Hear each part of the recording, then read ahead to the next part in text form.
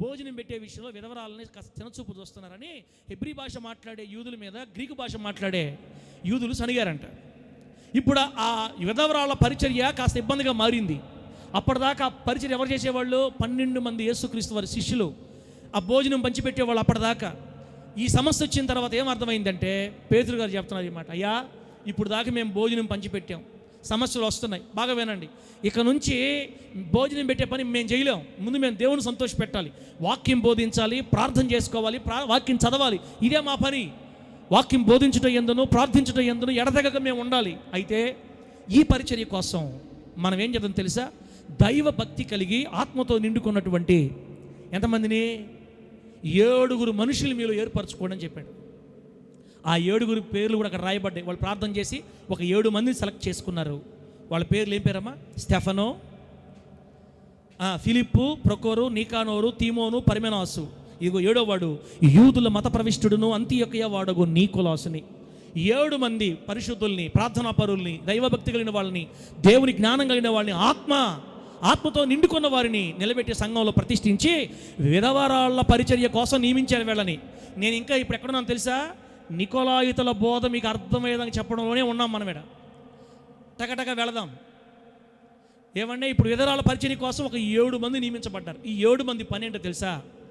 ప్రతిరోజు సాయంత్రం ఒక పెద్ద బుట్ట తీసుకొని వెళ్ళాలి. బాగా వినండి. ఎవరైతే వాళ్ళ సంఘాలకు వస్తున్నారో ఆ సంఘానికి వచ్చి కాస్త ధనవంతులుగా ఉండే వాళ్ళ ఇళ్ళకి ఒక్కొక్కసారి మార్కెట్లకు కూడా, ఎందుకంటే దేవుని మారు మనసు పొందిన వాళ్ళు వేళల్లో ఉన్నారు కాబట్టి సంతల్లో కూడా వెళ్తారు. ప్రతిరోజు సాయంత్రం, ప్రతిరోజు ఉదయం వెళ్ళాలి. వెళ్ళి వారి ముందు వారి ఇంటికి ఆ బుట్ట తీసుకెళ్తే వారికి కలిగింది విధవరాల కోసం ఎంతో కొంత దాంట్లో వేస్తారు. కానుకలు కానీ ఆహారం కానీ దాంట్లో వేస్తారు. అలా రోజుకి 2 సార్లు చొప్పున వారానికి 14 సార్లు ఆ బుట్టలో నిండిన సామాగ్రి తీసుకొని వచ్చి విధవరాళ్ళకి ఇచ్చి వాళ్ళని పోషించాలి. ఈ పరిచర్యను ఏమంటారు తెలుసా? ఈ పరిచర్యను ఏమంటారంటే తుమ్కుయి అంటారంట. తుమ్కుయి పరిచర్య. తుమ్కుయి పరిచర్యని ప్రార్థనాపరులైన 7 మంది మీద దేవుడు అప్పగించాడు. ఈ విధవరాళ్ళని ఈ విధంగా వెళ్ళి తీసుకొచ్చి పోషించడాన్ని తుమ్కుయి అంటారు. చరిత్రలో ఉన్న సత్యాలు. వాళ్ళు ఆ పరిచర్య చేయడానికి, తుమ్కుయి పరిచర్య చేయడానికి తీసుకెళ్ళి ఆ బుట్ట పేరు బుట్ట కూడా పేరు ఉంది. ఆ బుట్టకు ఏం పేరు తెలుసా? కుఫ్ అంటారంట. సంఘ నిధి బుట్ట, కుఫ్. మీరు ఎక్కడ చూస్తున్నారంటే ఎందుకు మాకు ఇవన్నీ చెప్పి మా తలకాయలు తింటాం? ఏది ఎక్కడి నుంచో లాక్కొని వస్తుండ వీటిని. పాలు తాగింది చాలు, బిర్యానీ తిందాం యేసునామంలో. ఎంతకాలం మనం అట్టే ప్రభు మనల్ని కృప చూపి నడిపిస్తున్నప్పుడు వెళ్ళాల. విధవరాళ్ల పరిచర్య కోసం 7 మంది తీసుకుపోయే బుట్ట పేరు ఏం పేరు చెప్పండి? టఫా, కుఫ్. ఆ పరిచర్య పేరు తుమ్కుయి. తుమ్కుయి పరిచర్యలో వాడే బుట్ట పేరు కుఫ్. ఇది ఆ 7 మంది ప్రతిరోజు చెయ్యాలండి. ఆది సంఘంలో పరిశుద్ధాత్మ దేవుడు స్థాపించిన సంఘంలో ఒక చిన్న పరిచర్య దొరకటం మామూలు విషయమా? మామూలు వాళ్ళకి దేవుడు ఆ పరిచర్య, అసలు ఇంకో మాట చెప్పంటారా? మందిరాన్ని చిమ్మడం అందరికీ దొరికే భాగ్యం కాదక్క. దేవుని పరిచర్య చేయడం అందరికి ఇవ్వడు దేవుడు, అది కొందరికే ఇస్తాడు. కొంతమంది చిమ్మడాన్ని బలి ఫీల్ అయిపోతుంటారు. చిమ్మేది ఎట్టకన పడుతున్నాం నీ కంటికి మేమా అన్నట్టు. అసలు మందిరాల్లో జిమ్మేది అందరికి ఇవ్వడు దేవుడు, అది కొందరికే ఆ లైట్లు వెలగతాయి. వెలిగిన వాళ్ళే చెమ్ముతారు, తగ్గించుకొని అది ఆస్వాదించబడే స్థితి వస్తేనే ఆ కనులు తెరవబడతాయి, లేకపోతే బిల్డప్లు కొడతాడు. అది మేము తీయాలా? మమ్మల్ని ఏమంటాడు? కుర్చీలు ఇస్రాయల్ పాస్టరు మెంటలోడు మమ్మల్ని ఏమంటాడు? కుర్చీలు కనబడుతున్నాం మేము, కుర్చీలు ఇష్టట్టు పద్మక్క గుమ్మలదే పద్మక్క ఏం పాస్టర్గా వేయడమ్మా? కుర్చీలు వేయాలంటమ్మా. నేను కుర్చీలు వేయాలి, కుర్చీలు వేసే మనిషిలా కనపడుతున్నానా? బొట్టెత్తుకొని ఇంటింటికి వెళ్ళి వాళ్ళు ఇచ్చిన దాన్ని తీసుకొచ్చి విధవరాళ్లకు పరిచర్య చేసే సేవ కోసం దేవుడు పరిశుద్ధాత్మతో నిండిన దైవ జ్ఞానం కలిగిన వారిని కోరుకున్నాడు. సంఘంలో పరిచర్య చేసే భాగ్యం కూడా అందరికీ కలగదమ్మా. అందుకే ఒకవేళ ఆ భాగ్యం వస్తే మనం పోగొట్టుకోకూడదు దేవుని మందిరంలో. అర్థమైతే గట్టిగా హల్లెలూయా చెప్పండి గట్టిగా హల్లెలూయా. నువ్వు ఈ భూలోకంలో కోటాను రూపాయలు ఎవరికి ఇచ్చినా వాళ్ళు ఒకవేళ మనుషులు మర్చిపోతారేమో కానీ దేవుని మందిరంలో చీపురు పుల్ల పక్కన పెట్టిన ప్రభు మర్చిపోడు. రికార్డెడ్, ప్రభు దగ్గర రికార్డ్ అయిపోద్ది అంతే. ఈ పరిచర్య కోసం 7 నియమించారు. ఈ 7లో మనకిద్దరే తెలుసు. ఫిలిప్పు గారి గురించి, స్టెఫన్ గారి గురించి మాత్రమే మనకు తెలుసు. ఫిలిప్పు గారేమో 4 కూతుళ్ళు, ప్రవక్తలుగా ఉన్నటువంటి 4 కూతురు యవన కన్యల్ని ఆ సందర్భంలో మనం చదువుతాం అపోస్తుల కార్యాల్లో. స్టెఫను దేవునికి ఒక రోషం గలవాడే సువార్త ప్రకటించి హతసాక్షిగా రాళ్లతో కొట్టబడ్డ మొదటి హతసాక్షి. ఇప్పుడు ఇదిగో 3వ వాడి గురించి మనం చూస్తున్నాం, నీకోలాసు. ఇతను ఒకప్పుడు యూదుల మత ప్రవిష్టుడు, యూదా మత గ్రంథాలలో పాండిత్యం కలిగిన వాడు. పేతురు గారి బోధల చేత ఆకర్షించబడి యేసును అంగీకరించి దైవ జ్ఞానం చేత, పరిశుద్ధాత్మ అభిషేకం చేత నింపుకొని సంఘంలో మంచి పేరు సంపాదించుకున్నాడు. అందుకే ఈ సేవకి ఎన్నికయ్యాడు దేవుని ద్వారా. కొంతకాలం బాగానే జరిగిందండి. ఆ తర్వాత కొన్ని రోజులు జరిగిపోయిన తర్వాత ఈ మత ప్రవిష్టుడుగా ఉన్న నీకోలాసు మత భ్రష్టుడుగా మారిపోయాడు. దేవునికి దూరం అయిపోయాడు. సొంత ఆలోచనలు వచ్చేసాయి, సొంత బోధ తయారు చేసేసాడు. ఇప్పుడు దేవుని చిత్తాన్ని వ్యతిరేకంగా అడుగులు వేసేసాడు. దేవుని ఒక మాట చూడండి అక్క, బాప్తిస్మం తీసుకొని మందిరంలోకి వచ్చేసామంటే చేతులు కడుక్కొని అమ్మయ్యా అనాల్సిన అవసరం లేదు. దేవుడు మనకిచ్చిన రక్షణని, మనకిచ్చిన పరిశుద్ధతని మందిరంలో అడుగుపెట్టి మేము యేసయ్యని నమ్ముకున్న సాలునైనా అంటే కుదరదు. అది మరణం దాకా కాపాడుకోవడం కూడా ఒక భాగ్యం. ఆమేనానండి. ప్రభువులోకి వచ్చిన తర్వాత కొంతమంది చూడండి, మొదట్లో ఉన్న భక్తి, ఒక బిడ్డ అంటాడు ముత్తుకూరులో, ఏంటన్నట్టు అయిపోయారు అంటే, అయ్యా నాయన అది ఆ రోజుల్లో మేము తొలి రోజులు కాబట్టి అట్లా చేసాంలే భక్తి, ఇప్పుడు చేయలేము అట్లాగా. మనుషులు అదే చెప్తున్నారు, ఒకప్పుడు చేసిన భక్తి ఇప్పుడు చేయలేకపోతున్నారు. కానీ భక్తి అంటే అలా కాదక్క. ప్రారంభం ఎలా ఉందో ముగింపు ఇంకా మహిమకరంగా ఉండాలి. ఆమేనానండి. ఆరంభము కంటే అంతము మేలు, ప్రారంభం కంటే ముగింపు మేలు. ముగింపు దీవెనకరంగా ఉండాలి. నువ్వు స్టార్టింగ్లో అట్లా ఉన్నా ముగింపు వెళ్ళే కొలది మహిమగా మారిపోవాలి మన భక్తి. కానీ మరి బాధాకర సంగతి ఏంటంటే మొదట్లో బాగా భక్తి చేస్తున్నావు, రాను రాను మనం తగ్గిపోతున్నాం. ఈ నీకోలాస్ అనే వ్యక్తి కూడా మొదట్లో భక్తిపరుడుగా ఉండి రాను రాను మత భ్రష్టుడిగా మారిపోయి దేవుని చిత్తానికి వ్యతిరేకంగా అడుగులేసి తన సొంత ఇష్టాలు కల్పించుకొని దేవుని బోధన కాకుండా తన ఇష్టమైన బోధన చొప్పించి ఏమంటే అపోస్తుల్లో నుంచి వేరై కొత్త సంఘాన్ని, కొత్త డినామినేషన్, కొత్త మినిస్ట్రీని స్టార్ట్ చేశాడు. ఈ కొత్త మినిస్ట్రీ స్టార్ట్ అయిన తర్వాత దేవుని బిడ్డ అనేక మంది చెరచబడి ఏమన్నా అతని దగ్గర లాగబడ్డారు. ఇతను కూడా సంఘాలు విస్తరించే బ్రాంచీలు కట్టాడు. ఇతను కూడా పెద్ద సేవకుడుగా మార్చబడ్డాడు. దుర్బోధలతో ఆనాటి సమాజాన్ని వణికించిన వారిలో ఈ నీకోలాసు ఒకడు.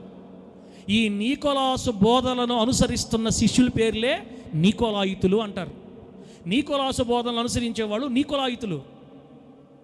ఈ నీకోలాయితుల బోధ అంటే అదిగో ఆ నీకోలాసు ఏదైతే బోధించాడో ఆ నీకోలాసు బోధ ఎట్టుంటుందో ఇప్పుడు మన సంఘాల్లో ఆ బోధ ఎలా పనిచేస్తుందో ఏమంటే మనం ఒక్కొక్కటి త్వరగా చూసుకుంటూ వెళదాం. దేవుని నామానికి మహిమ కలుగును గాక. చెప్పండి గట్టిగా హల్లెలూయా. అన్న నీకోలాసు బోధ, నికోలాయితుల బోధ అంటే అవగాహన మనకి వచ్చింది.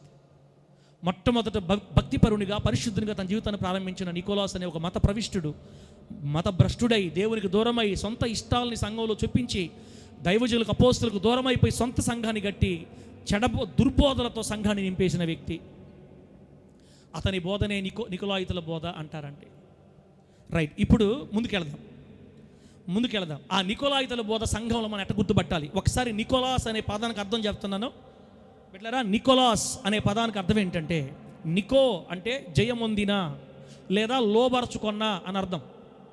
నికో అంటే జయమొందిన లేదా లోబరుచుకున్న అని అర్థం. లాస్ ఇది గ్రీకు పదం. లాస్ అంటే ప్రజలు, లవోస్ అంటారు అనమాట.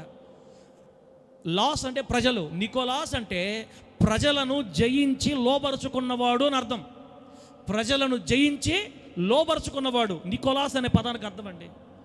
నిజంగానే సత్యబోధ నుండి అనేక మందిని జయించి లోబరుచుకుని భ్రష్టులుగా మార్చేశాడు ఒకప్పటి భక్తిపరుడైన నికోలాసు. నా ప్రియమైన దేవుని బిడ్డలారా, అందుకే నా రెండు చేతులు జోడించి మీకు చెప్తున్నా. అమ్మ ఒకసారి నా సైడ్ చూడండి. నా రెండు చేతులు జోడించి బతిలాకునేది ఏంటంటే, మీరు రోషంగల భక్తి చేసి దేవుణ్ణి సంతోష పెట్టకపోయినా పర్వాలేదు, కానీ నీ ద్వారా ఒక వ్యక్తి భక్తిలో నుంచి కిందకి రాకుండా మాత్రం చూసుకోవాలా. ఆమేనండి. మనం ఒక వ్యక్తిని ముందుకు నెట్టి రోషంగల భక్తిలో స్థిరపరచకపోయినా పర్వాలేదు, కానీ నీ ద్వారా ఒక వ్యక్తి భక్తిలో నుండి కిందకి దిగజారేట్టుగా నువ్వు ప్రవర్తించకూడదు. ఆగవమ్మ భలే ప్రార్థన, కానీ మేము చూసామా నీలాంటి పెద్ద బైబిల్ పట్టుకుని ఎంతమంది చూడాలా? ఒకప్పుడు నీకంటే ఎగిరిందండి నేను, ఒకప్పుడు నీకంటే భక్తిపరుని నేను. నీ వయసు ఎంత, నీ అనుభవం ఎంత? నా వయసులో సగం లేదు నీ అనుభవం. ఆగవమ్మ చూసాంగానే ఇంకా 2 రోజుల్లో పడతావు కానీ అంటే ఆ మనిషికి ఆలోచించేస్తుంది, నిజమే కదా, అక్క నాకంటే పెద్దది, మంచి భక్తురాలు, ఆమె చెప్తుంది అంటే భక్తి అక్క అంటే భక్తి అంత స్పీడ్ చేయకూడదా? చేసి ఎక్కడికి వచ్చింది, అయిపోయింది ఇక్కడ. ఇంక ఈ మనిషి భక్తి చేయలేదు ఇక్కడ. అంటే ప్రజలని భక్తిలో ముందుకు నడిపించడం కంటే లాగేదాన్ని ఎక్కువ ఇష్టపడతారు. నికోలాసు భక్తి, నికోలాసు బోధ అట్లా అన్నమాట. బిడ్డలారా, ప్రజలని లోపరిచి లాగుతారు దేవునిలోంచి లోకంలోకి. ప్రార్థన చేస్తుంటే ఒక అక్క అంటదంట, అక్క ఏమో నీ ఇష్టం, ఎక్కువ ప్రార్థన చేస్తున్నావు, నువ్వు ప్రార్థన చేస్తే కష్టాలు వచ్చేస్తాయి, ఎక్కువ ప్రార్థన చేయకూడదు మనం. ఏదంటే అక్క కమలక్క ఏదో పేరుకి చేసుకోవాలా, అంతేగాని ఎక్కువగానే ప్రార్థన చేసావా ఏమొచ్చేస్తాయక్క, నీ ఇష్టం, మాకు సంబంధం లే, కష్టాలు వచ్చేస్తాయి. ఈ కొత్తగా వచ్చిన వాళ్ళకి ఏమైపోద్ది, ఏమో ప్రార్థన చేస్తే కష్టాలు వచ్చేస్తాయేమో. ఇప్పుడు కొత్తగా బోధ ఒకటి ఏమంటే సర్క్యులేట్ అవుతుంది సంఘాల్లో. ఇతరుల గురించి కానీ మీరు ప్రార్థన ఎక్కువగా భారంగా చేశారా, వాళ్ళ దయ్యాలు మిమ్మల్ని తగులుకుంటాయి. మీ గురించే మీరు చేసుకోండి, వేరే వాళ్ళ గురించి కానీ చేశారా, వాళ్ళ దయ్యాలు మిమ్మల్ని తగులుకుంటాయి. నాయనా పెంచిలక్కని జ్ఞాపకం చేసుకో, రక్షణ ప్రసాదించని 2 సార్లు కానీ చేసామంటే పెంచిలక్కలో దయ్యం వచ్చి నిన్ను పట్టుకుంటుంది. కొంతమంది చెప్తుంటారు, సార్ ఆ ఎక్క గురించి ప్రార్థన చేశానా, వచ్చేసింది నా దగ్గరికి, నల్లగా వచ్చేసింది. అది అబద్ధం కాదు, నిజమేనక్క, నిజమే. నువ్వు పెంచిలక్క గురించి ప్రార్థన చేస్తే పెంచిలక్క దగ్గర నువ్వు ఖచ్చితంగా నీ దగ్గరకు వస్తుంది. నేనేమంటానంటే, పెంచిలక్కలో ఉన్న దయ్యానికి నువ్వు భయపడతావా, క్రైస్తవుడికి దయ్యం భయపడాలా? క్రైస్తవులకే దయ్యం భయపడాలా? ఈ భూలోకంలో దయ్యాలు భయపడేది కేవలం యేసుకి, యేసు బిడ్డలుగా మాత్రమే. ఆమె చెప్పండి గట్టిగా హల్లెలూయా. మహామంత్ర తంత్రాలు నేర్చుకున్న సుడులు తిరిగిన మంత్రికుడు కూడా రేయ్ కొట్టేస్తాను నిన్నటది. సాదా సీదా పేదవాడి భక్తికి బయటపోద్ది, గడగడ మునిగిపోద్ది. దయ్యాలు మనకు భయపడాల. మనలో ఏదో తేడా జరుగుంటుంది. పెంచులోములు దయ్యం మన దగ్గరకు వచ్చి ఫుల్గా దొక్కింది. తేడాలు తీసేసుకుంటే సైతాన్ మనం ఏం చేయలేదు. మన దయ్యాలు అక్క మిమ్మల్ని ధైర్యపరచడానికి. అట్టని కనబడిన వాళ్ళందరికీ ఏరే వాళ్ళ గురించి ప్రార్థన చేయబోకమే, పెంచులేమో దయ్యం నన్ను దొక్కింది, నీ ఇష్టం నువ్వు కానీ చేసినావా, శుభ్రతం దయ్యం నీ దొక్కద్ది, ఇంక ఇదే మాటలు చెప్పి లాగుతుంటారు వెనక్కి. బిడ్డలారా, మనల్ని ప్రభు కోరుకుంది ఎందుకంటే నీ ద్వారా కొంతమంది యేసు వద్దకు రావాలని. నువ్వు భక్తిలో స్థిరపడి పెంచుల కోసం ప్రార్థన చేసి పెంచులకు కుటుంబాన్ని లాగాలి యేసు దగ్గరికి, యేసునామంలో. ఆమె చెప్పండి గట్టిగా హల్లెలూయా. ఈరోజు మన మందిరానికి కొత్త కుటుంబం వచ్చింది. ఆ తల్లోళ్ళు ఎవరంటే మన మురళన్న పర్వీణ్ అక్క ఉన్నారు కదా, పర్వీణ్ అక్క వాళ్ళ తల్లి, అమ్మగారు, పిల్లలు అంతా. కొన్ని సంవత్సరాల నుంచి అక్క మన మందిరికి వచ్చి ఇంచుమించుగా 4-5 సంవత్సరాలు దాటిపోయింది. ఆ రోజు నుంచి చెప్తా ఉన్న తల్లిదండ్రులకి, మా ప్రభువుని నమ్ముకోండి. ముస్లిమ్స్ అక్క తల్లోళ్ళు, ముస్లిం సహోదరులు, ఇప్పటి నుంచి ప్రార్థన, ప్రభువా ఒక్క ముస్లిం కుటుంబం కావాలా, మార్చయ్యా, అనేక మంది రావాలి సంఘానికి, కన్నీళ్ళు ఎప్పుడు వ్యర్థం కావు. మనం ప్రార్థన చేసాం మంచిదే, చెప్పేవాళ్ళు కావాలి కదా. తన తల్లికి ఆ అక్క చెప్పి చెప్పి చెప్పి చెప్పి చెప్పి ఒక టైం వచ్చింది, పట్టుకున్నాడు దేవుడు.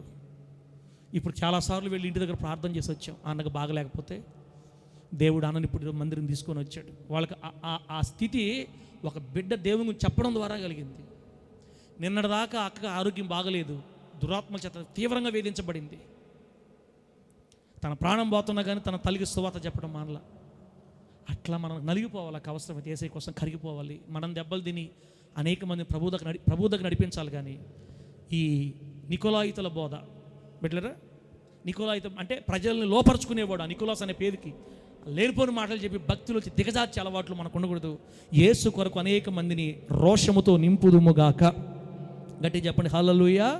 ఇప్పుడు చెప్తా చూడండి, నికోలాస్ బోధ, నికోలాయితుల బోధ ఆ రోజుల్లో ఎలా ఉండేది, ఈ రోజుల్లో సంఘాలు ఎలా పనిచేస్తుంది గుర్తుపట్టండి. ఒక్కొక్కటి చెప్తా. ఈ నికోలాయితుల బోధించే బోధకులు సంఘాల్లో ఎలా కనపడద్దంటే, మేము దేవుని చేత ఎన్నుకోబడిన ప్రత్యేకమైన వారిని, మాకే తప్ప ఇంకెవరికి అధికారం ఉండదు, దేవుడే మమ్మల్ని ప్రత్యేకంగా ఎన్నుకున్నాడు, ఇక మాకు తప్ప ఎవరికి అధికారం లేదు అన్నట్టు విచిత్రమైన వస్త్రాలు వేసుకొని కనపడుతుంటారు బయట. మనం ఎవరిని కించపరచాల్సిన అవసరం లేదు. కొన్ని సంఘాల్లో చూడండి, అదొక వెరైటీ డ్రెస్సులు వేస్తుంటారు. పైనుంచి కింద దాకా తెల్ల వస్త్రాలు వేసుకుంటారు, లేకపోతే రెడ్ సిలువలు వేసుకొని కొంతమంది యూనిఫామ్లు వేసుకుంటుంటారు. ఆ వేసుకునే వాళ్ళే వీళ్ళని నేను చెప్పడం వల్ల వాళ్ళ ఉద్దేశం ఏంటంటే, మీకు మాకు చాలా తేడా, మమ్మల్ని దేవుడు కోరుకున్నాడు, మేము దేవుని చేత ఏర్పరచబడిన వాళ్ళమే, మాకు వచ్చినది మీలో ఎవరికి రాదు, మేము మీకు దేవునికి మధ్యవర్తులమే, మా మాటే దేవుడు ఆలకించి మిమ్మల్ని బాగు చేస్తాడు. మీరేదైనా మా చెవిలో చెప్పాలా, మీరు డైరెక్ట్గా దేవుడితో మాట్లాడకూడదు. రండి మీ పాపాలు మా చెవిలో చెప్పండి, మేము వెళ్ళి ఆయనకి చెప్తాం. మేము ఎవరమే? దేవుని చేత ఎన్నుకోబడిన ప్రత్యేకమైన జనాంగం. మేము మధ్యవర్తులమి, దేవునికి మీకు మధ్య వారధులు లాంటి వాళ్ళమి అని కొన్ని సంఘాల్లో బోధిస్తుంటారు. మీకు ఇంకా అర్థం కాదు. మీరు ఎట్లా చూస్తున్నారంటే ఇది ఎక్కడ మేము చూడలేదే, అసలు ఇది ఎడనుంది సంఘాల్లో. ఆర్సీఎం సంఘాల్లో ఎక్కువ కనపడుతుంటుంది మనకి, మరియమ్మను ఆరాధించే సంఘాల్లో ఎక్కువ కనపడుతుంటుంది. నా చెవులో చెప్పండి, పాపం యేసయ్యతో మీరు మాట్లాడకూడదు, మేరీ మాతతో మీరు మాట్లాడకూడదు. నేను చెప్తే, నా చెవులో చెప్తే అది సాతానుగాడు ఆ రోజుల్లో వాళ్ళ గుండెల్లో నాటి విషం చేసి ఈ నికోలాయితుల బోధని తీసుకొచ్చే సంఘాల్లోకి. బిడ్డలారా, తర్వాత చూడండి, దేవుడు మాకు ప్రత్యేకమైన అధికారాలు ఇచ్చాడు, మాకు ఇచ్చాడు కానీ మీకు ఇవ్వలేదు అని ప్రజల మీద అధికారాన్ని చూపిస్తుంటారు. సొంత మాటలు దేవుని మాటలుగా వక్రీకరించి చెబుతూ ప్రజల్ని కనికరించకుండా, ప్రజల్ని తమ వశం చేసుకొని, ప్రజల్ని దేవుని వైపు తిప్పకుండా సొంత మాటలతో లోబరుచుకుంటారంట. ఇది నికోలాయితుల బోధ. బాగా వినాలా. దేవుని బోధ ఎట్లా ఉంటుందంటే దేవుని వైపు తిప్పుతుంటారు. దేవుని బోధ, అపోస్తలుల బోధ విశ్వాసిని దేవుని వైపు తిప్పుతుంది. ఆమేనండి. మిమ్మల్ని ఇప్పుడు నేను ఏ వైపు తిప్పాలా చెప్పాలి? ఏ వైపు తిప్పాలా? మిమ్మల్ని దేవుని కనెక్ట్ చేసేయాలి. నేను దేవునికి మిమ్మల్ని ట్యూన్ చేయాలా.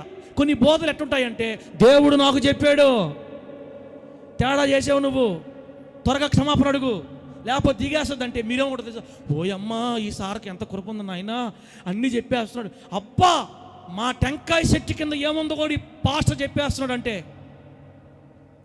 అమ్మో ఈయన మనిషి కాదు. ఎవరైనా చెప్పాలి, ఎవరైనా దేవుడు.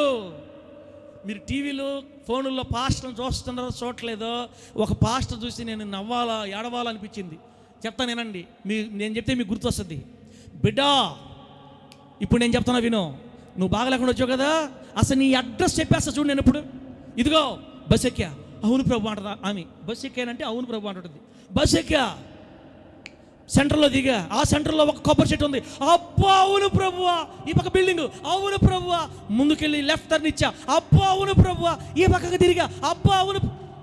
దిగితే అవును ప్రభువా. చెట్టు ఎక్కి టెంకాయ చెట్టు, అవును ప్రభువా. అక్కడ మామిడి చెట్టు, అదుగో ఆ మూల టర్నింగ్లో కరెంటు స్తంభం, అవును ప్రభువా. దాని కింద పూరిలు నీది, అబ్బా అవును.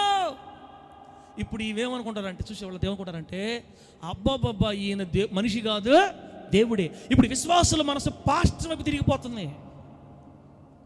విశ్వాసుల మనసు సేవకులు తిరిగిపోతుంది. కళ్ళబొల్లి మాటలతో వక్రీకరించి సొంత మాటల్ని దేవుని మాటలుగా చెప్తారు.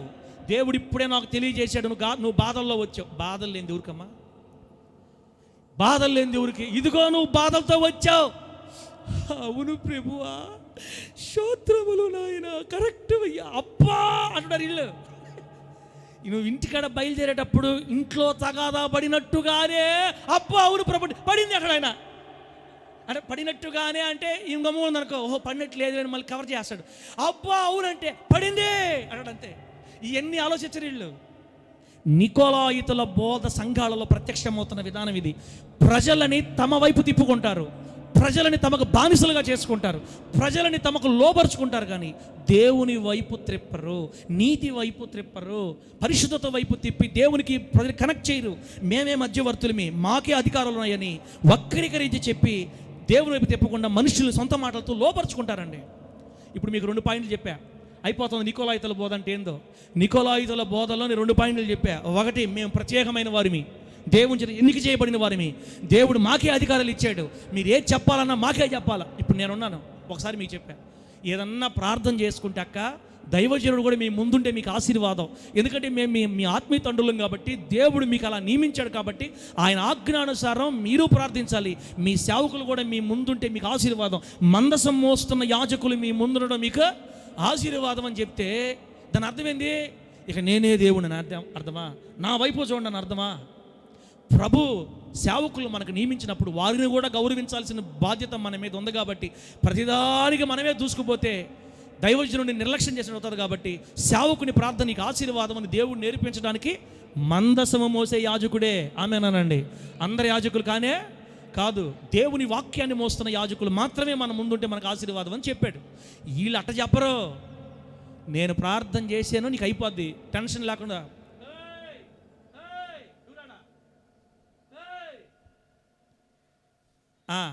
అమ్మా ఏం చెప్పాను? పాస్టర్ వైపు తిప్పుకోకూడదు ఎప్పుడు కూడా విశ్వాసం. మీకు బాగా చూసినట్టు నవ్వుతున్నారు, బాగా చూసినట్టున్నారు, అన్ని అలవాటు ఉన్నట్టున్నాయి. చూడకపోతే అర్థం కాదు. కొంతమంది నమ్మేశారమ్మా మన సంఘంలో కూడా. సార్ ఆయన ఎవరో కానీ అకౌంట్ నెంబర్ కూడా చెప్తున్నాడు సార్, ఆయనే ఈయన కూడా. ఇదిగో నీ అకౌంట్ నెంబర్ చూడు, అకౌంట్ నెంబర్ చూడు. చెప్పండి ప్రభువా, ఇదిగో 0 ఆమె 2 ఆమె 3. ఏంది నాకు అర్థం కాదు. అకౌంట్ నెంబర్లు, ఏటీఎం కార్డు మీద అనుకునే 4 నెంబర్లు, పిన్ నెంబర్లు, ఎందుకు ఇవన్నీ? ఎవరు ఏం చేయాలని సాతానుగాడు సంఘాన్ని లోపరుచుకొని ఏమంటే నికోలాయితుల బోధ, దేవుని వైపు తిరగనివ్వకూడదు సాతానుగాడు ప్లాను. విశ్వాసాన్ని మధ్యపెట్టి, మీరమ్మ మీకేం తెలియదమ్మా, మీరు కుడి ఎడమలు ఎరుగని గొర్రెలు లాంటి వారు. వాక్యాలు చదివితే కొంచెం జ్ఞానం వస్తుంది, వాక్యాలు చదవరు. మీరు బిజీ 7 రోజులు 6 రోజులు పని చేసుకోవాలి, ఇంక మీరు చదవలేరని చదవకుండా ఉండిపోవడానికి కాదు నేను చెప్పి. చదివితే అర్థమవుతాయి మనకి, దేవుడు మనతో మాట్లాడతాడు. మీరు ముందే చదవలేదు, తెలియదు, ఎవరేది చెబితే అట్టు కొట్టుకుపోతారు అంతే. వెళ్ళరా, ఏటీఎం నెంబర్ చెప్పడం వల్ల ఎవరికి లాభం? ఏటీఎం కార్డు వల్ల ఎవరికి లాభం? ఒక ఆయన ఫేస్బుక్లో నీ అకౌంట్ పేరు చెప్తాను అంటున్నాడు. ఫేస్బుక్లో అకౌంట్ పేర్లు చెప్పి మనుషులను తన వైపు తిప్పుకొని ఏందేందో చేస్తున్నారు. ఒక ఆయన బర్త్డే చెప్తున్నాడు, నీ బర్త్డే ఇయర్ చెప్తున్నా 1987 ఆమె అర్థమి. 1987 చెప్పిన ఆమెనన్నా, 22 అని చెప్పిన ఆమెనన్నా, 19 అని చెప్పిన ఆమెనన్నా. ఏం చేస్తున్నారు? సంఘం ఎటుపోతుంది? సంఘాలు ఏమైపోతున్నాయి? లైవ్లో చూస్తున్న వారులారా, నవ్వుకోవడానికి ఈ మాట చెప్పడంలా. నికోలాయితుల బోధలు విస్తారమైపోయిన సంఘాల్లో. ప్రజలని దేవుని వైపు తిప్పాలి, ప్రజలని తన వైపు తిప్పుకోకూడదు. ఆమేన్ గట్టిగా చెప్పండి హల్లెలూయా. ఇశ్రాయేల్ పాస్టర్ మిమ్మల్ని ఎప్పుడైనా ఇశ్రాయేల్ పాస్టర్ వైపు తిప్పుకుంటే వెంటనే లేచి అడగండి మీరు, పాస్టర్ గారు రూటు మారింది, బెదరదు అనాలి. ఒకటే మాట, వనకాలు లేని ఇక్కడ. అబ్బా ఎప్పుడో పోసిన పాలు బాగా ఉన్నాయి మా బిడ్డలని నేను అనలే అంటుండా. అట్లా వెంటనే గుర్తుపట్టాలి మనం. రైట్, 3వ పాయింట్ చెప్తున్నా బిడ్డలారా. 3వ పాయింట్ నికోలాయితుల బోధలో 3వ పాయింట్ అదేంటంటే, ఈ లోక సౌఖ్యం వైపు వారిని సంతృప్తిపరిచి పరలోక రాజ్య పౌరులుగా చేయకుండా వారిని తమ బానిసలుగా చేసుకొని పరలోక రాజ్యాన్ని కట్టకుండా తమ సొంత సామ్రాజ్యాలు కట్టుకొని దేవుని కనపరచకుండా తమ్మును తాము కనపరచుకొని ప్రజల దృష్టిలో వీరే దేవుళ్ళుగా చలామణి అయ్యేవారే నికోలాయితులు. 3వది ఏం చెప్పాను? ప్రజలని దేని వైపు తిప్పుతారంట? సౌఖ్యం, ఈ లోక సౌఖ్యం వైపు తిప్పుతారు. ఈ లోక సౌఖ్యం వైపు వారిని తిప్పి సంతోషపరుస్తారు. మీకు అర్థమయ్యేదానికి నా ప్రభు అయిన యేసయ్య చెప్తున్నాడు, వినండి. హోలీ జడ్జి మినిస్ట్రీలను పెట్టలారా, ఈ సంవత్సరం ముగింపు కల్లా మీరందరూ ఇల్లు కట్టేస్తారు. ఆమెనను అబ్బా మా సార్ మంచోడు ఆయన, ఇల్లు కట్టాలంటున్నా ఆయన, అమ్మా ఇల్లు ఇస్తానంటున్నాడు. ఇదిగో ఇక్కడ కొంతమందికి నా దేవుడు ఈ సంవత్సరం బైకులు ఇవ్వబోతున్నాడు. ఎవరికైతే బైకులు లేవో ఆలోచన ఆమెనని చెప్పండి, మీకు బైకులు వచ్చేస్తాయి. చెప్పడం తప్పు కాదు. విశ్వాసుల మనసుల్ని బైకుల మీదకి, కారుల మీదకి, ఇళ్ల మీదకి, ఈ లోక సౌఖ్యం మీద తిప్పేస్తారు పాస్టర్లు. ఇంక సంఘాలకు విశ్వాసం ఎందుకు వస్తారంటే, ఈ వారం దేవుడు సేవకు చేత ఏ ఆశీర్వాదం ఇస్తాడో. ఇప్పుడు వడ్డీలు కట్టేస్తాడు మీకు, వడ్డీలు ఈరోజు దేవుడు ఏం మాట్లాడాలంటే, మీ రుణాలన్నీ రుణమాఫీ చేసేస్తాడు చెప్తే ఎంత బాగుంటుంది ఆయన. మా రుణాలు రుణమాఫీ అయిపోతే మా అప్పులన్నీ పోతాయి తండ్రి. పాస్టరా నీ నోట్లో వచ్చి రుణమాఫీ అని చెప్పయ్యా. ఈ లోక సౌఖ్యం వైపు నీకు ఉద్యోగం వస్తుంది, నీ బిడ్డకు పెళ్ళి అవుతుంది, ఇదిగో చూసుకో నా దేవుడు చెప్తున్నాడని. ఏమండి, దేవుడు చెప్పని వాటిని చెప్పినట్టుగా చెప్తారు కొంతమంది. నేను అసలు మిమ్మల్ని సేవకే రమ్మనలా. మిమ్మల్ని ఎవరు రమ్మన్నాడు ఆ సేవకనంది యెషయా గ్రంథంలో? నేను మిమ్మల్ని పిలవలేదు, పిలవకుండా వచ్చారు మీరు సేవకు అంటాడు ఆయన. బండ్లు లేని వాళ్ళకి బండ్లు ఇస్తాడని మనం చెప్పాలా? ఆయన ఇవ్వడా టైం వచ్చినప్పుడు? ఇప్పుడు ఇతను చూస్తే వారానికి 7 రోజులు దాకా ఇతను బండిస్తాడు దేవుడా. మళ్ళీ చెప్పడం చూడు, నాన్ స్టాప్గా తాగుతాడు ఈ బిడ్డ. శేష ఎత్తితే మొత్తం ఖాళీ అయిన దాకా దించడు. ఈ బిడ్డకి వారంలో బండి చేస్తాడు దేవుడు అంతే. ఈ పాస్టర్కి బుద్ధి ఉన్న పిల్ల, పాస్టర్కి బుద్ధి లేదు, ఆల్రెడీ వాడి కంట్రోల్కి వెళ్ళిపోయారు దైవజనులు చాలామంది. నేను ఒకరినే అంటాంలే, ఈరోజు చాలా సంఘాల్లో వినబడుతుంది. అక్కలారా, ఇట్లాంటి మాటలు మీకు వినబడ్డప్పుడు మీరు గుర్తుపట్టాలి, మనల్ని దేవుని వైపు తిప్పాలి, లోక సౌఖ్యాల వైపు తిప్పకూడదు. మన ప్రభు ఎవరో తెలుసా? మీరు అడిగిన వాటికంటే, ఊహించిన వాటికంటే అత్యధికముగా నేను మీకు అనుగ్రహిస్తా. ఆమేన్ చెప్పండి గట్టిగా హల్లెలూయా. పాస్టర్ చెప్పినా చెప్పకపోయినా నువ్వు ఊహించిన వాటికంటే, అడిగిన వాటికంటే ఎక్కువగా ఇస్తాడు. ఎవరికే? నీతిమంతుల ఆశలు ఆయన తీర్చును, యథార్థవంతుల కోరిక ఆయన తీర్చును. దేవుడి కోసం నిలబడితే, దేవుని కోసం నిలబడితే, నీతిమంతులం అయితే, భక్తిపరులం అయితే నిశ్చయంగా మన ఆశలని తీర్చి పెంట కుప్పల మీద పడి ఉన్న వారిని లేవనెత్తి, ఆమేనను, ఎక్కడ పడి ఉన్న వాళ్ళని? పెంట కుప్పల మీద పడి ఉన్న దీనులను లేవనెత్తి రాజుల ప్రక్కలో కూర్చుండబెట్టగలిగిన వాడు మన దేవుడు. నీతిమంతులను రాజులతో నిత్యము కూర్చుండబెట్టే దేవా, నీతిమంతులను. రేపు వారం కల్లా పాటల పుస్తకాలు మన చేతుల్లోకి వస్తాయి. దేవుని స్తోత్రం చెప్పండి గట్టిగా. చప్పట్లు కొడతా స్తోత్రం అనండి ఏసైకి. చప్పట్లు స్తోత్రం స్తోత్రం, చప్పట్లు కొట్టు, చప్పట్లు కొట్టు, చప్పట్లు బాగా కొట్టాలా, బాగా కొట్టాలా. అబ్బాయి కొట్టట్లా బాగా, ఇంకా ఇంకా.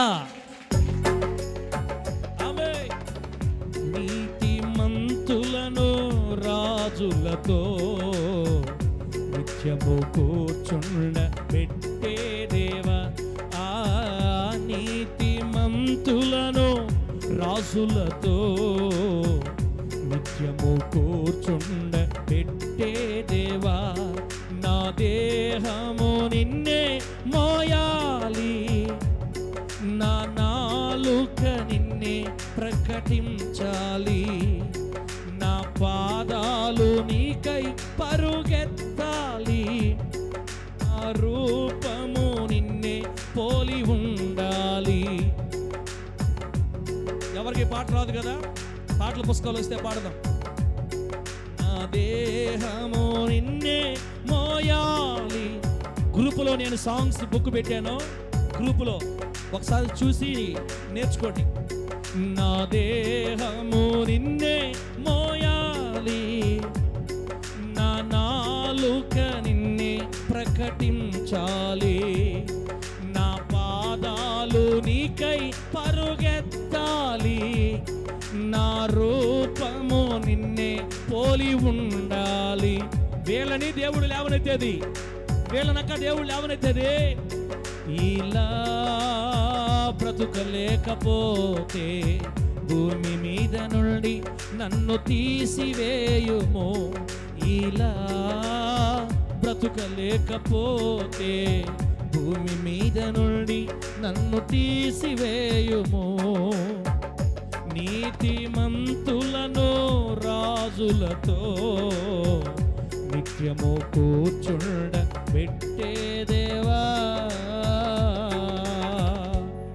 హల్లెలూయా. దేవుని బిడ్డలారా చెప్పండి, ఇప్పుడు ఏ బోధలో ఉన్నాం మనం? నికొలాయితుల బోధ. నికొలాయితుల బోధలో పాస్టర్లు చెప్తారు ఈ విధంగా, మేమే ప్రత్యేకమైన వారిమి, దేవుడు మమ్మల్ని ఏర్పాటు చేసుకున్నాడు, మేము మీకు మధ్యవర్తులమి. మా చెవిలో చెప్పండి, మేము చేస్తేనే మీకు బాగవద్ది, మేము లేకపోతే మీకు గతే లేదు, మమ్మల్ని కానీ నెగ్లెక్ట్ చేశారా మీరు శపించబడిపోతారు, ఏమనుకున్నారు పాస్టర్ అంటే అని విశ్వాసుల్ని తమ బానిసలుగా చేసేసుకుంటారు. రెండోది లోక సంబంధమైన బిడ్డలారా, దేవుని వైపు తిప్పేస్తారు. చెప్పండి, నేను చెప్పాను, సొంత మాటలు దేవుని మాటలుగా వక్రీకరించి చెప్పి ప్రజలను తమ వశం చేసుకొని దేవుని వైపు తిప్పకుండా సొంత మాటలతో తమ వైపు లోపరుచుకుంటారు. మూడోది లోక సౌఖ్యం వైపు వారిని సంతృప్తి పరుస్తారు. మీకు దేవుడు అది ఇస్తాడు, ఇది ఇస్తాడు, అది చేస్తాడు, ఇది చేస్తాడు, మీరు ఇంకా లేస్తారు, మీకు ఇబ్బందే లేదు, మీరు ఏమైనా ఉండండి, కానీ దేవుడు మిమ్మల్ని వదిలిపెట్టడని రకరకాలుగా చెప్పి పరలోక రాజ్య పౌరులుగా చేయకుండా, పరలోక రాజ్యాన్ని కట్టకుండా తమ సొంత సామ్రాజ్యాలు కట్టుకొని దేవుణ్ణి గణపరచకుండా తమ్మును తాము గణపరచుకుంటూ, సంఘంలో దేవునికే ఘనత ఉండాలి, మనుషులు ఘనత ఉండకూడదు అక్క. సంఘాలలో దేవుడే గణపరచబడాలి, ఏ మనిషి గణపరచబడకూడదు. కొంతమంది తమను తాము గణపరుచుకుంటూ ఉంటారు. ఇట్లా మీరు చూసినప్పుడు వెంటనే గుర్తుపట్టాలా, ఇక్కడ దేవుడి ఘనత రావట్లేదంటే ఇది ఏ బోధ? నికొలాయితుల బోధ. బిడ్డలారా, ప్రజల దృష్టిలో వీరే దేవుళ్ళుగా చలామణి అవుతారు, పెద్ద పెద్ద పాస్టర్లుగా, గొప్పవాళ్ళుగా, దేవుడు కోరుకుని. అంటే అట్లా ఉండకూడదు, తప్పని కాదు, కానీ చెప్పాను కదా, ఈ క్యారెక్టర్స్ అన్నీ ఒక సేవకుల్లో కనబడితే ఆ సంఘం నికొలాయితుల బోధలో ఉంది, అపోస్తలుల బోధలో లేదని గుర్తుపట్టాలి. ఆ బోధ ఎన్నటెన్నటికీ మన సంఘంలోకి రాకుండా దేవుడు అడ్డుకట్ట వేసి నిలబెట్టును గాక. చెప్పండి గట్టిగా హల్లెలూయా. ఇది అమ్మా నికొలాయితుల బోధ. రాసి పెట్టుకొని మనసు దాచుకోవాలి. వెంటనే మీరు గుర్తుపట్టేయాలి. ఇట్లాంటి పదాలు మీకు వినపడుతున్నప్పుడు ఓహో ఇది దేవునికి చిత్తానికి వ్యతిరేకంగా పోతున్నాం మనమని గుర్తుపెట్టుకోవాలి. నెక్స్ట్ బిలాము బోధ. బిడ్డలారా, నేను ఇంత వివరంగా ఇంకా చెప్పలేను. బిలాము బోధ అంటే ఏంటో, యెజెబెలు బోధ అంటే ఏంటో గుర్తు చేసి ప్రార్థన చేసుకుందాం. బిలాము బోధ. ఈ బిలాము ఎవరు చెప్పండి? ఎక్కడ కనపడతాడు మనకి? సంఖ్యాకాండంలో కనపడతాడు. 22వ అధ్యాయం నుంచి 25, 26 దాకా కనపడతాడు మనకి. ఇశ్రాయేలీయులు ఐగుప్తులో నుండి బయటకు వచ్చి అరణ్య యాత్ర చేస్తూ ఏమంటే చివరికి వచ్చేసారు, లాస్ట్కి వచ్చేసారు. ఇక యొర్దానుకు ఎదురుగా ఉన్న మోయాబు అరణ్యాలలో దిగున్నారు. మోయాబు రాజు అయిన బాలాకుకి భయం వేసిపోయింది. వీళ్ళు మమ్మల్ని చంపేసి మా రాజ్యాన్ని స్వతంత్రించుకుంటారేమో. ఈ ఇశ్రాయేలీయులు లక్షలాది మంది ఎద్దు పచ్చి బీటికి నాకివేయినట్లుగా నా దేశాన్ని నాకివేయినట్లు నిండిపోయి ఉన్నారు ఇక్కడ. కాబట్టి వీళ్ళని శపించడానికి ఇప్పుడు నేను ఒక వ్యక్తిని దింపతారని ఆల్రెడీ దేవుడు ఒక ప్రవక్తగా వాడుకుంటున్నటువంటి బిలాముని పిలిపించాడు. ఎందుకు పిలిపించాడో తెలుసా? ఇజ్రాయేలుని శపించడానికి. వెళ్ళరా, ఇజ్రాయేలుని శపించడానికి బిలాముని పిలిపించాడు. ఈ బిలాము దేవుని ప్రవక్తగా ఆ రోజుల్లో గొప్ప ప్రాచుర్యంలో ఉన్నాడు. మోయాబు నుండి బిలాము నివసిస్తున్న పెతోరు అనే ఊరు ఎక్కడ ఉందో తెలుసా? ప్రస్తుతానికి మోడర్న్ లెబనాన్లో ఉంది. ప్రస్తుతానికి లెబనాన్ దేశంలో ఇప్పుడు ఆ పెతోర్ అనే ప్రాంతం ఉంది. ఈ మెసపతోమియా, అబ్రహాం గారి ప్రాంతం ఎక్కడైతే ఉందో ఆ మెసపతోమియాకి దగ్గరలోనే ఈ పెతోరు. అబ్రహాము ప్రాంత వాసుడు అనమాట. మోయాబు నుండి పెతోరుకి ఇంచుమించు 400 మైళ్ళ దూరం, 20 రోజుల ప్రయాణం. అంత దూరాన్ని 20 రోజుల ప్రయాణం, అంత దూరం బాలాకు రాజు మనుషులు పంపించాడంటే ఇతను ఎంత గొప్పవాడో మనం తెలుసుకోవచ్చు. బిలాము అనే పదానికి అర్థం చెప్తున్నాను, దిగంరింగువాడు. బిలాము అనే పేరుకి అర్థం దిగంరింగువాడు లేదా ఇత్తడి వంటి నోరు గలవాడు అని అర్థం. మింగేస్తాడంతే బిలాము. ఎంతైనా నువ్వు ఎంత ఆస్తులైనవి ఎండి బంగారు మింగేస్తాడంత మనిషి. మొత్తమే దేవుడు వాడుకుంటుంటే ఈరోజు బిడ్డలారా మీకు వివరంగా చెబితే బాగుంటుంది, కానీ టైం లేదు. దేవుడు ఒకసారి పోవద్దన్నాడు, కానీ డబ్బును చూసి, సోదె సొమ్మును చూసి ధనాపేక్ష కలిగిన వాడై దేవుడు వెళ్ళొద్దని చెప్పినా ఇప్పుడు ధనాపేక్షను బట్టి రెండోసారి మరలా వెళ్ళిపోతున్నాడు. ఈ బిలాము ధనాపేక్ష సాదృశ్యం, బిలాము ధనాపేక్షకు సాదృశ్యం. ఇంకో మాట అక్కడ రాయబడింది, ఇశ్రాయేలీల క్షీణత కొరకు, ఇశ్రాయేలు నాశనం అయిపోవడానికి భయంకరమైన 2 విషయాలు నేర్పించాడు వాళ్ళకి.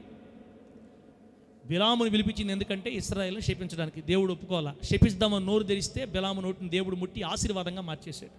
ఇంకా తన వల్ల కాల, బంగారం చేతికి రాల. ఏ డబ్బును కోరుకొని వచ్చాడో డబ్బు చేతికి దక్కల.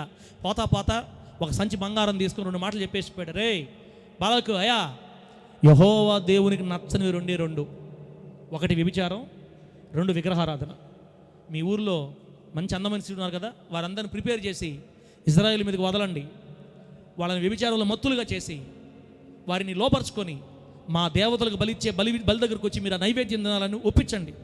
ఎప్పుడైతే అది మీరు చేయిస్తారో వాళ్ళ దేవుడే వాళ్ళకి శత్రువు అయిపోయి నాశనం చేసేస్తాడు అని చెప్పేసి సలహా చెప్పి వెళ్ళిపోయాడండి. అక్షరాల మోయాబు రాజు అదే ప్లాన్ వేసి బిడ్డలారా వాళ్ళని వదిలేసరికి 25వ అధ్యాయం, సంఖ్యాకాండం 25వ అధ్యాయంలో ఆ మోయాబు రాండతో విచ్చలవిడిగా పాపం చేస్తూ ఉన్న ఆ పాపాన్ని దేవుడు చూడలేక, ఓర్వలేక, విగ్రహాల దగ్గరికి వెళ్ళి ఆ భోజనాలు తింటున్న సంగతిని దేవుడు జీర్ణించుకోలేక 23,000 మందిని మొత్తినట్టు చెప్తుంది బైబిల్. బిలాము ఇచ్చిన సలహా 23,000 మందిని చంపేసింది. ఈయన బిలాం అంటే. ఈ బిలాము బోధ కూడా ఇప్పుడు సంఘాల్లో పనిచేస్తుంది. ఈ దుష్టుడైన ఒకప్పుడు దేవుని చేత వాడబడ్డాడు, బాగా డబ్బును చూసి మైండ్ మారిపోయింది అనమాట. ఈ బిలాము బోధ కూడా సంఘాల్లో పనిచేస్తుంది. ఫస్ట్ మాట చూసుకోండి. ఫస్ట్ మాట, బిలాము బోధ అంటే ఏంటో తెలుసా? భూమి మీద మీకోసం సమస్తాన్ని కూర్చుకోండి, ఇది దేవుని చిత్తం అని చెప్తుంటారు.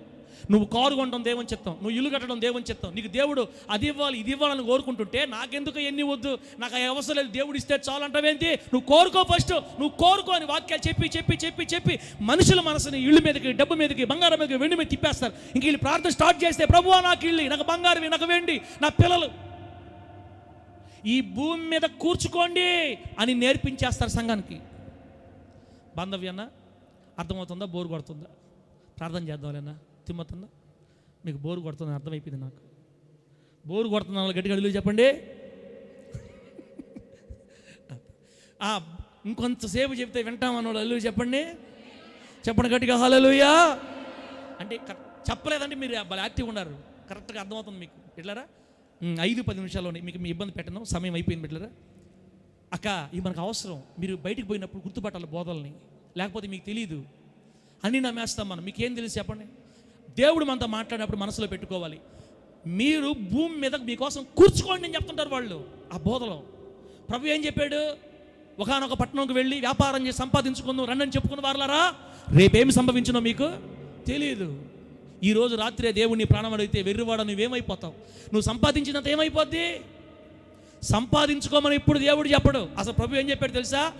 రేపటిని గూర్చి మీరు చింతించొద్దు. ఏ నాటికి ఆనాటికి చాలు, రేపు దాని సంగతులు చూసుకుంటుంది. మీరు నిన్నటి వారే కానీ ఈ రోజుటి వారు కాదు. ధైర్యం మనకు ప్రభు చెప్పేది. ఇప్పుడు ఆ పిల్లకి 7 సంవత్సరాలు. ఈ మనిషి 7 సంవత్సరాల పిల్లకి పెళ్ళాడ చేయాలని ఇప్పుడే ఆలోచిస్తూ ఉంటుంది. పిల్లకి పెళ్లి చేయాలి, అప్పుడు 7 సంవత్సరాలు వచ్చేసినాయి, ఎట్ట చేయాలా? 7 సంవత్సరాలకే ఈ ఏడిస్తే నేనెంత ఎడవాలా? అది ఆల్రెడీ వచ్చేసారు ఇక్కడ వెళ్ళారా, ఆల్రెడీ వచ్చేసారు. దేవుడు దయ వల్ల నా పేరు మీద 1 సెంటు భూమి లేదు, సొంత ఇల్లు లేదు. వెళ్ళారా, 54 రూపాయలు బ్యాంకు బ్యాలెన్స్ ఉంది ప్రస్తుతానికి. మీరు చూస్తానంటే అయిపోతా చూపిస్తా. 54 రూపాయలే. నిన్న ఒక అన్న నాకు 1000 రూపాయలు పంపించన్న అర్జెంట్ అన్నంటే అట్టే ఉండనని చెప్పి స్క్రీన్ షాట్ పెట్టా. అన్న ఏందన్నా మీరు కూడా ఇట్టే ఉండరా? అంతే, విశ్వాసంలో నడిచే వాళ్ళకి చెప్పలేము. అదేందో కూర్చుకునే బుద్ధి దేవుడు నాకు ఇలా వస్తే ప్రభు పెట్టాడు, వస్తే ముందు ఆయన పనులు జరగాలి, ఆయన మందిరాలు బాగుండాలి, ఆయన కార్యాలు బాగుండాలి. పెట్టలరా అంటే ఇప్పుడు మళ్ళీ నన్ను నేను కనపరచుకోవటం కాదమ్మా, జరిగింది కాబట్టి చెప్తున్నా.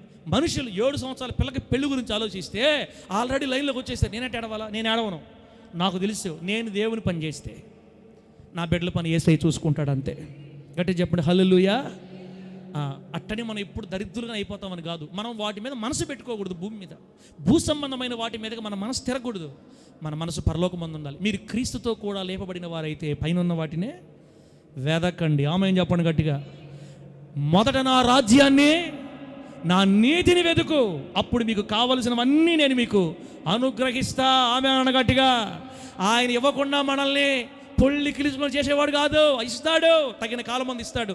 ఆయన ఇచ్చిందే మనకు చాలా, అంతే. రేపటిని గురించి చింతించొద్దని ప్రభువు చెప్తుంటే ఈ పాస్టర్లు కూర్చుకోండి, ఇంకొక ఎకరా కొను, ఇంకొక ఇల్లు కొను, బుద్ధి లేదా నా దేవుడికి ఇస్తుంటే ఏంది నువ్వు? ఒక పాస్టర్ చెప్పాడంట, ఇదిగో ఆ ట్రేడింగ్ బిజినెస్ చెయ్యి, ఆ షేర్లు పెట్టు. పాస్టర్ గారు ఏదో పాపం 5,000, 10,000, 50,000 ఉంటే నువ్వు షేరులో పెట్టవే అని షేరులో పెట్టి అది ఎగిరిపోయింది దేశనామలో. ఇప్పుడు 50,000 కట్టమని పాస్టర్ని తగులుకున్నాను. నేను నీ మంచి కోసమే చెప్పా. నువ్వేందో చెప్పేది?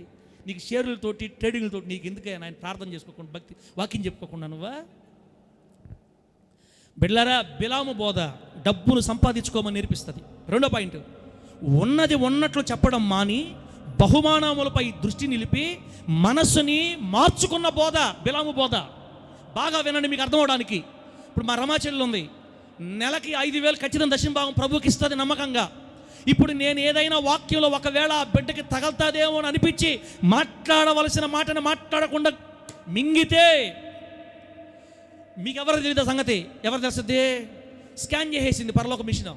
ఓహో ఈ మాట వాడితే రమాచెల్లి హట్ అయిపోద్ది. ఇప్పుడు రమాచెల్లి హట్ అయిందంటే రావాల్సిన బహుమానం మీద దృష్టి నిలిపి ఉన్నది ఉన్నట్టు చెప్పకుండా కాస్త పెయింట్ పోస్తా చెప్పే బోధన ఏమంటారంటే బిలాము బోధ. అన్న ఇట్లా చెబితే వాక్యం, అందుకే మన సంఘం ఇంత బాగా నిండుతుందేమో.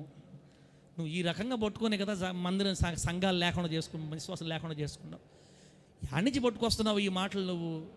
ఎందుకన్నా కాస్త మంచిగా ఆశీర్వాదాలు చెప్తా పోతే నీకు సంఘం నిండిపోద్ది. నా మాటిను సంఘం నిండబల్లా ఉన్న 100 మందిని కరెక్ట్గా దిద్ది యేసయ్య చేతిలో పెడితే చాలు. ఆమేన్ గట్టిగా చెప్పండి, గట్టిగా హల్లెలూయా.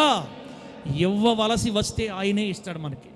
ఆయన ఒకవేళ ఇవ్వాలనుకుంటే ఆయనే ఇస్తాడు. మీకు ఒక విషయం తెలుసా? ఇంకా చెప్తాను.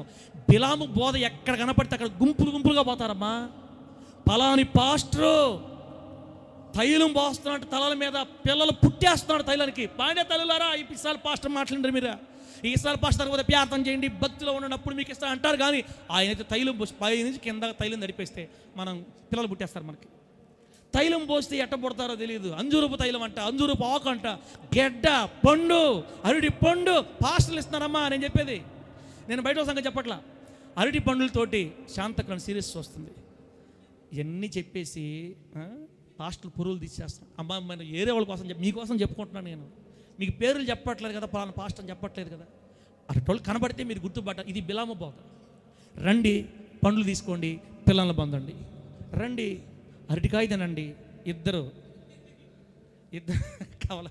కవల పిల్లలు బోధపడతారు మీకు. అది కాదు బోధించాల్సింది. రిబ్కా ఏడ్చినట్టుగా యేసయ్య దగ్గర ఏడువు, నీ గర్భం తెరవబడుతుంది. ఓ భర్త, పిల్లలు లేని నీ భార్య కోసం ఇస్సాకు వల్లే సాయంత్రం పూట ప్రభు పాదాలు పట్టుకో, దేవుని పిల్లలు ఇస్తాడు. ప్రభు వైపు తిప్పేది అపోస్తలుల బోధ, మనుషుల వైపు తిప్పుకునేది బిలాము బోధ.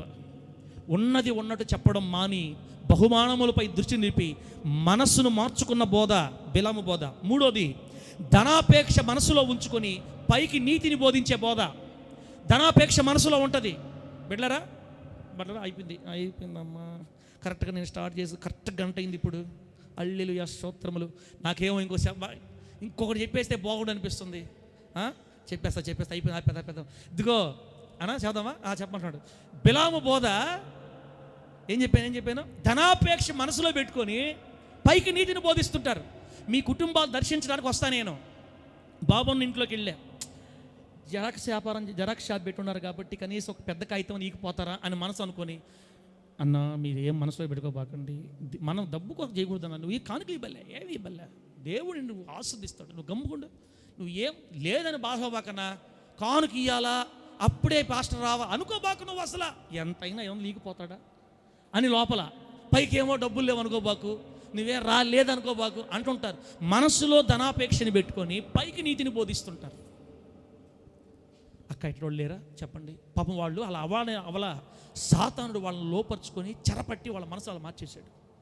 వాళ్ళు ఒకప్పుడు మంచి సేవ చేసిన వాళ్ళు ఒకప్పుడు రోషంగల్ భక్తి చేసిన వాళ్ళే కాలక్రమంలో ఎదురయ్యే కష్టాలు ఓర్చుకోలేక నిలబడలేక, అమ్మ 2023 సంవత్సరం మీకు నేను చెప్పలేదు కానీ 2023 సంవత్సరం మేము అనుభవించినంత వేదన ఇంకెవరు అనుభవించినది బిడ్డలారా. ఎన్నోసార్లు కూర కూడా లేకుండా, కానీ ఎక్కడ ప్రభు కృపను బట్టి బయట వెళ్ళట్లేదు. నీళ్లు పోసుకొని తాగాం, పచ్చళ్ళు వేసుకొని తిన్నాం.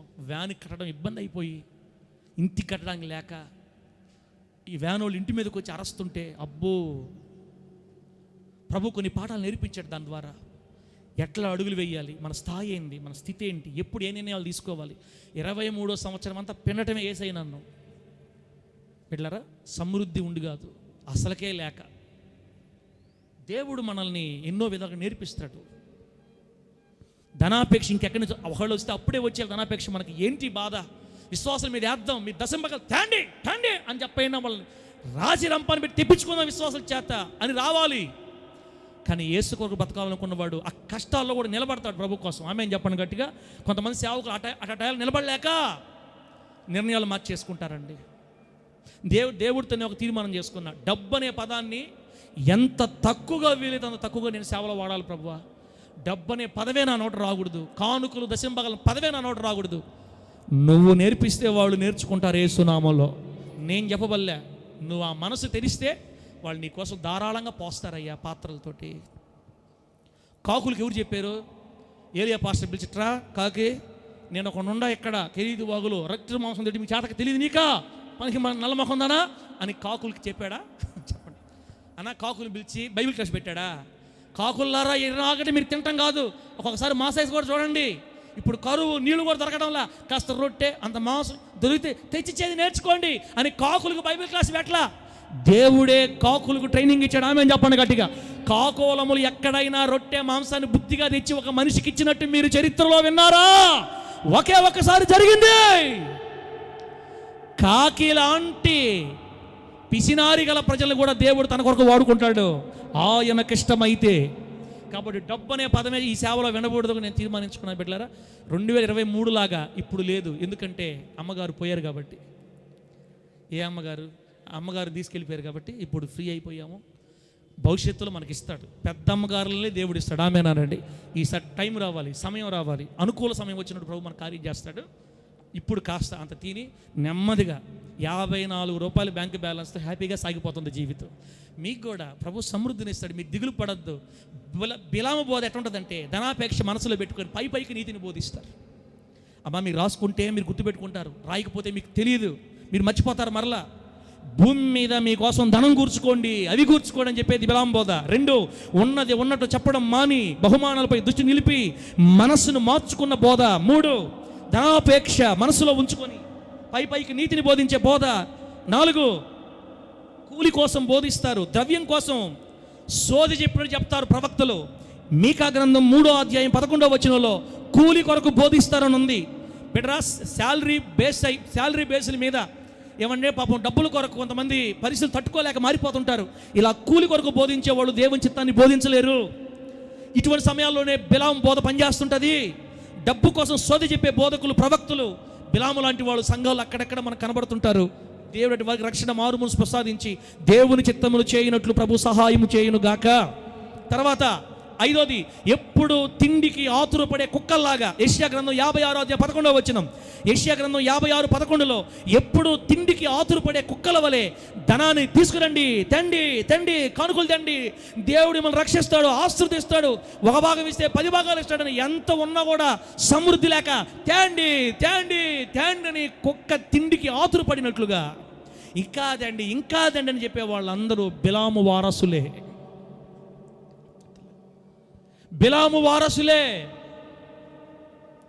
బిడ్డలారా, ఇంక నేను ఆపేస్తా. యెజబెలు బోధ వీలైతే వచ్చే వారం అట్లా టచ్ చేసి మనం ముందుకెళ్ళిపోదాం వేరే సబ్జెక్టులోకి.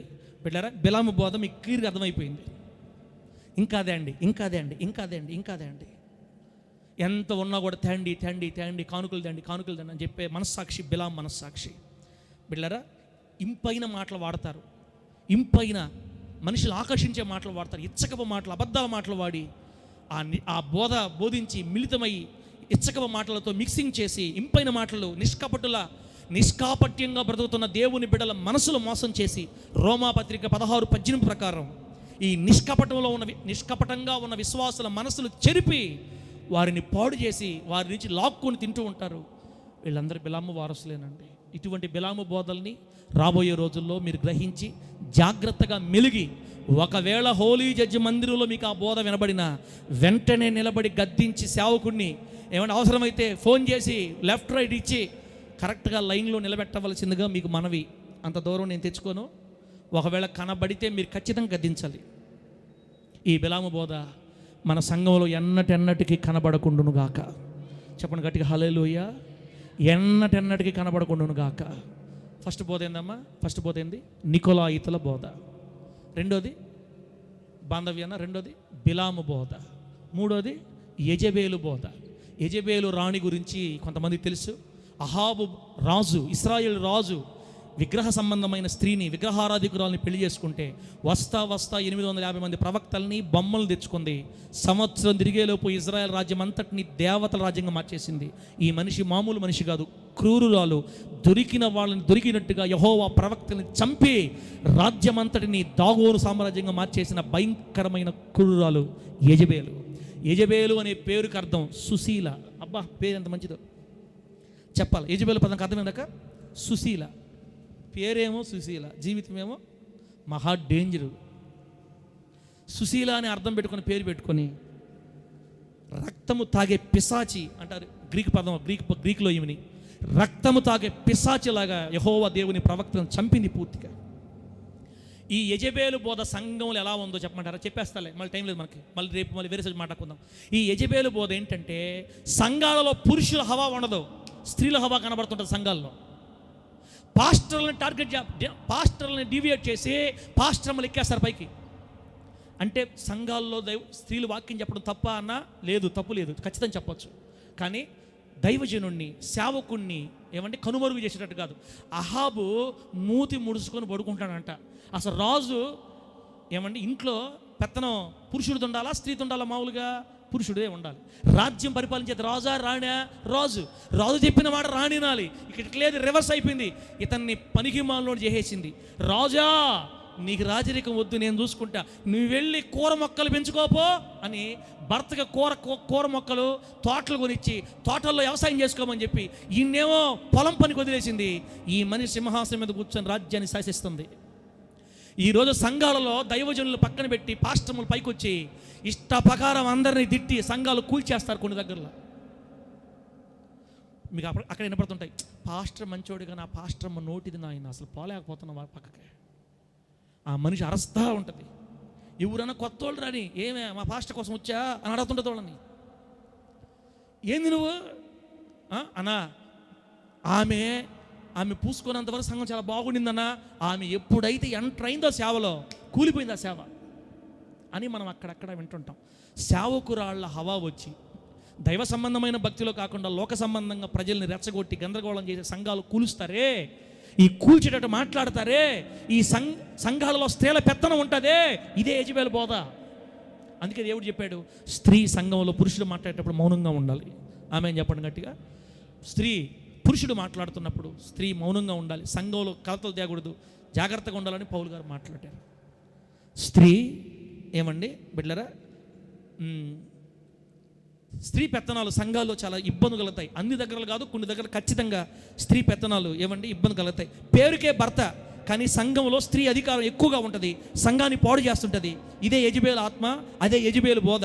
అందుకే సంఘాలలో స్త్రీ పెత్తనాలు చాలా తక్కువగా ఉండాలి. ఆత్మీయులకే మనం అధికారం ఇవ్వాలి. సంఘాన్ని క్షేమంగా చూసుకుని ఆడవాళ్ళనే, స్త్రీలనే మనం ప్రోత్సహించాలి. కాస్త వయసులో చిన్నవాళ్ళను ముందుకు నెట్టకూడదు, జాగ్రత్తగా ఉండాలి. బిడ్డలారా, ఇది యెజబెలు బోధ. సంఘంలో శరీరంలో ఉన్నాం కాబట్టి యెజబెలు బోధ. ఇంకోటి, శరీరంలో ఉన్నాం కాబట్టి పాపం చేయొచ్చు. శరీరంలో ఉన్నామమ్మా, అప్పుడప్పుడు తప్పులు జరుగుతుంటాయి, ఏం కాదు, దేవుని కృప మనకు అమితంగా ఉంది. దేవుని కృప ఉంది మనకి, మీదేం కాదు. చిన్నవి చేస్తే దేవుడు క్షమిస్తాడులే, క్షమాపణ అడగండి, ఇంకా జాగ్రత్తగా ఉండండి. మళ్ళీ పడిపోయారా, ఏం కాదు, క్షమాపణ అడగండి. ఇట్లా చెప్తుంటారు కొంతమంది పాస్టర్లు. ఏం కాదు, పడ్డావా, ఏం కాదు, దేవుడు క్షమిస్తాడులే, నిలబడు, దేవుడు కృపామయుడు.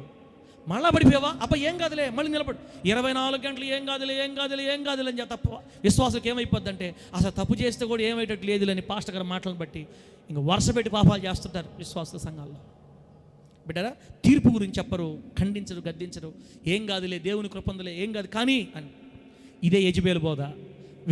విగ్రహాలకు నమస్కరించేటట్లు, జారత్వం చేసేటట్లు ఈ మనిషి ఆ రోజుల్లో సంఘాన్ని పురికొల్పింది. బిడ్డలారా, ఇటువంటి బోధ మన సంఘాల్లో కనబడకుండా ఉన్నది ఉన్నట్లుగా చెప్పి మిమ్మల్ని సరిచేసి గద్దించి దేవుని దగ్గర చేసి పరలోక రాజ్య వారసులుగా చేయనట్లు పరిశుద్ధాత్ముడు మనకు సహాయం చేయనుగాక. చెప్పండి గట్టిగా హల్లెలూయా. యెజబెలు బోధ జాగ్రత్త. బిలాము బోధ గుర్తుపట్టండి. ఇంకో బోధ నికోలాయితుల బోధ గుర్తుపట్టి, ప్రభువా మరణము వరకు మమ్మల్ని అయ్యా నీ బోధలో క్రీస్తు అనే మూలరాయి మీద అపోస్తులు వేసిన పునాదులు మేము ఉండేటట్లుగా మనం నిలబెట్టు. నీ కృపను బట్టి మంచి సంఘాన్ని, మంచి వాక్యాన్ని మాకు ఇచ్చావు ప్రభువా. మరణం వరకు నమ్మకంగా ఉండేట్టు సహాయం చేయి. మమ్మల్ని ఈ బోధలోనే మమ్మల్ని మా సంఘాన్ని సేవకులు నిలబెట్టి నీ రాజ్యానికి వారసులుగా మమ్మల్ని చేయండి అని ఈ బిలాము బోధ నుండి తర్వాత ఈ 3 బోధల్లోంచి దేవుడు మమ్మల్ని విడిపించేటట్లుగా ప్రార్థన చేసుకొని తీర్మానం చేసుకుందాం. దేవుడి మాటలు మనకు ఆశీర్వాదకరంగా మార్చి వర్ధిల్ల చేయనుగాక. కళ్ళు మూసుకొని ప్రార్థన చేసుకుందాం.